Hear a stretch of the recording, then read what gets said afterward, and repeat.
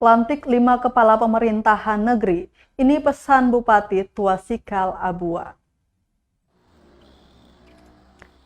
Bupati Kabupaten Maluku Tengah, Tuasikal Abua dengan resmi melantik dan mengambil sumpah jabatan 5 kepala pemerintahan negeri di lantai 3 kantor Bupati, Jalan Geser, Kota Masohi, Selasa, 8 Februari 2022.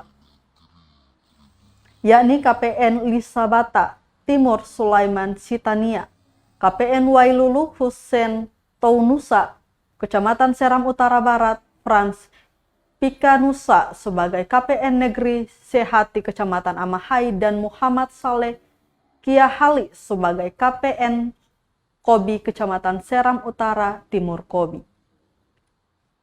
Turut dilantik pada kesempatan itu Hafid Walalayo sebagai penjabat KPN Moso Kecamatan Tehoru dan Badan Saniri Negeri Hulaliu Kecamatan Pulau Haruku. Bupati dalam sambutannya berpesan agar segenap KPN dapat menjalankan amanah yang diberikan dengan sebaik-baiknya dan seadil-adilnya. Para KPN juga diminta tidak melenceng dari aturan, namun sebaliknya mempedomani aturan dalam segala aktivitas pemerintahan dan pelayanan publik maupun pemberdayaan masyarakat. Secara khusus, Bupati juga mengingatkan peran aktif KPN dalam mendukung program vaksinasi. KPN diminta proaktif untuk meningkatkan capaian vaksinasi. Hal ini penting untuk memastikan seluruh masyarakat terlindungi dari virus COVID-19.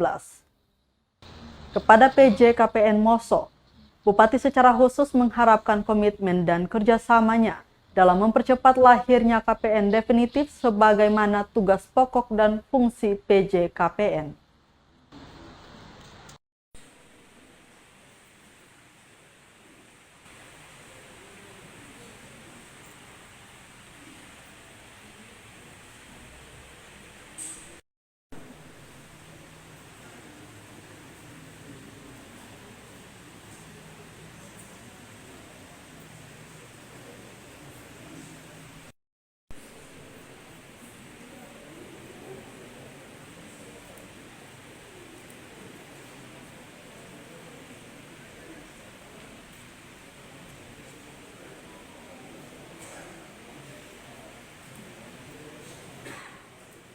Terima kasih sudah nonton.